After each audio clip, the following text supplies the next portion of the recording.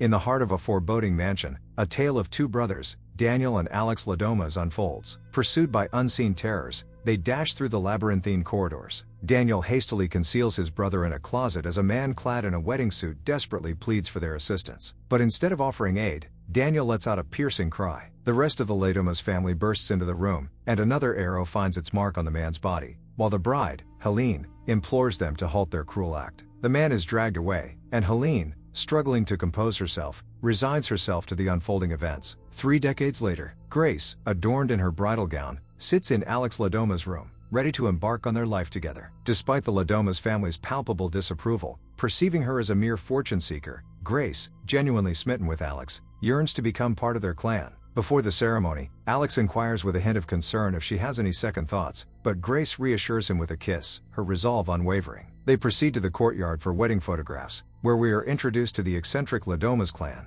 the unsettling Aunt Helene, the gruff brother Daniel and his haughty wife Charity, the domineering father Tony, and the gentle mother Becky. Having acquainted ourselves with most of the supporting characters, let's delve into the heart of the narrative. The wedding commences, and the elated couple walks down the aisle hand in hand. After a night of revelry, they retreat to Daniel's room. Just as Grace anticipates some quality time alone, Helene arrives and informs them that the family awaits their presence. Sensing Grace's bewilderment, Alex explains a peculiar Ladomas tradition. To welcome new members into the fold, a game is played at the stroke of midnight following the nuptials. In this instance, Grace, as the newcomer, will participate in a game honoring the Ladomas family's illustrious board game company. Excitement bubbles within Grace as she descends to the music room, where the Ladomas family awaits. Becky, Alex's mother, approaches her with a veiled plea. She implores Grace to influence Alex, urging him to remain close to the family and finally embrace his birthright as heir apparent to the Ladomas' dominion, ensuring the legacy's continuation. Grace, though perplexed, offers her hesitant agreement. The room bustles with introductions. Alex's sister, Emily,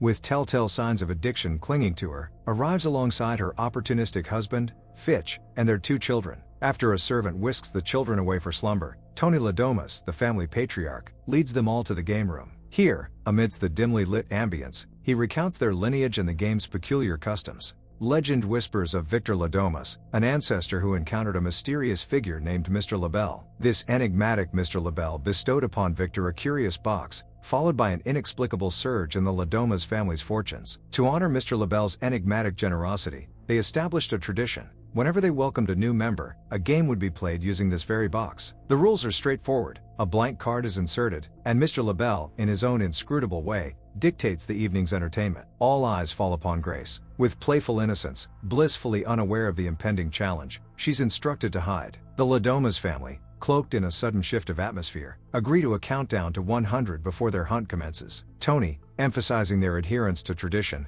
convinces Grace that all security cameras will be deactivated, preserving the game's old-world spirit. Grace, feeling a bit nervous, hides in a secret spot. The rest of the Ladomas family, their mood suddenly changing, start arming themselves with old weapons. Grace decides to hide in a dumbwaiter. Back in the game room, Alex is torn about what to do. He is told to stay in the room while the others go looking for Grace. Charity is put in charge of watching the door to make sure Alex doesn't leave. But Alex sneaks out through a hidden door. Charity comes in and sees that Alex is gone. Inside the dumbwaiter, Grace gets bored of waiting. She comes out and almost gets caught by a servant who is looking for a child who has wandered off. Just then, Alex pulls Grace into a hiding spot right before the servant comes in to look for the missing child. But then, the servant is shot dead by Emily. Grace is shocked. The Ladomas family comes to see what happened and get mad at Emily for killing the servant instead of Grace. They wait until the family takes the body away before getting up. Alex explains to Grace, out of breath, that all this is happening because Grace picked the wrong card. Hide and seek. This means that the family has to kill Grace before sunrise, or something bad will happen to them. The newlyweds sneak into the servants' corridor, and Grace breaks down, overwhelmed and confused. Alex explains that he didn't think Grace would pick that card because it's very unlikely. He also tells her that he would have been happy to live with her without getting married, but he knew that Grace wanted to get married, so he proposed to her. Determined to keep Grace safe, Alex sends her down a specific hallway with instructions to escape through the kitchen.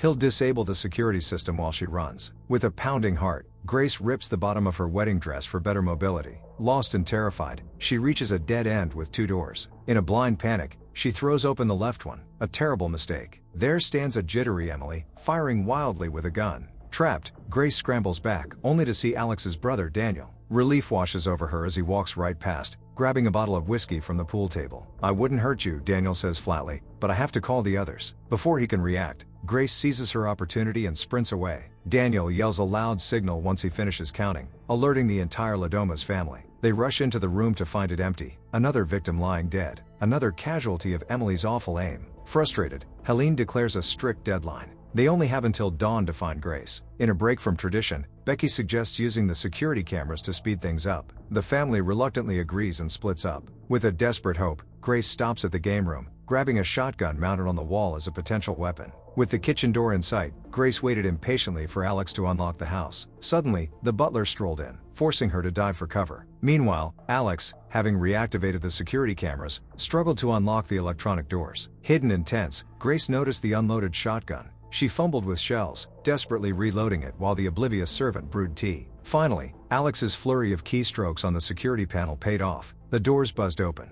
The sound alerted the butler, who turned towards the door just as Grace crept behind him, shotgun raised. But with a click, the trigger yielded nothing. The butler, unfazed, revealed the weapon was merely decorative. In a flash of defiance, Grace smashed the teapot over his head. Outside, Tony Ladomas pounded on the door, his frustration growing. Reacting swiftly, Alex smashed the security control panel before Tony burst in, launching himself at his son. A fierce struggle ensued, but Alex managed to overpower him. Just as Alex pleaded with Daniel to help Grace, her desperate search for refuge leading her back to the dumbwaiter. There, she found a terrified servant hiding. Chaos erupted when the startled servant yelped, accidentally pressing the button that sent the dumbwaiter rocketing upwards, crushing them both. With renewed terror, Grace fled once more. Meanwhile, back in the bedroom, an unconscious Alex found himself handcuffed to the bed. Aunt Helene remains confident, believing Alex will eventually abandon his lover and embrace his destiny as heir to the Ladoma's legacy. Unaware of this conversation, Grace eavesdrops from outside the window. Heart pounding, she leaps down, landing on a forgiving patch of bushes. Freedom within reach, she sprints into the night. Once she's escaped, she starts running and takes refuge in a barn upon spotting someone with a flashlight patrolling nearby. It turns out to be Georgie, one of Emily's offspring. Grace emerges from hiding and then, enraged, knocks conscious with a punch. Suddenly startled by a goat, she tumbles into a ditch. Surrounded by decaying bodies, Grace is nauseated by the stench, and fights to climb out with her injured hand.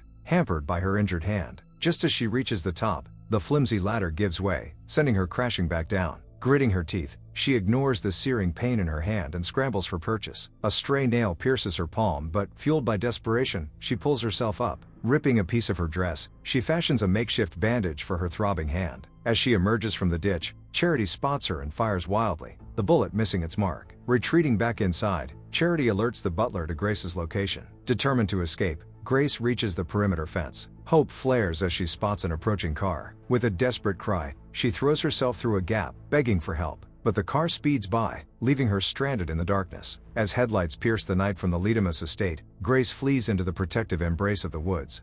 Unmasking her eavesdropper, the stern butler confirms Grace's escape to his superior. Panic consumes the Ladomas family. Tony Ladomas and his kin now believe their lives hang in the balance, contingent on Grace's demise before sunrise. Unlike the rest, Daniel, ever the skeptic, scoffs at this superstition. This fuels a tense argument with his father, leaving Tony questioning Daniel's loyalty. Meanwhile, an emboldened Alex awakens in his room, struggling to break free from his restraints. Over at the barn, Daniel and Emily embark on the grim task of disposing of the dead servants. Daniel voices a chilling opinion: the entire family deserves their fate. Emily, however, holds a dissenting view. Meanwhile, Grace, having emerged from hiding, races across a field as the relentless butler pursues her in his car. Instructed to bring her in alive, he reluctantly abandons the vehicle, forcing a physical confrontation. Using a piece of her tattered dress, Grace manages to overpower him, rendering him unconscious with a makeshift chokehold. Seizing the opportunity, she commandeers the car and attempts to call for help. Reaching the car helpline, Grace desperately pleads for the operator to alert the police. The operator obliges, but throws a wrench into her escape plan. Company policy dictates the termination of stolen vehicle operation upon identification.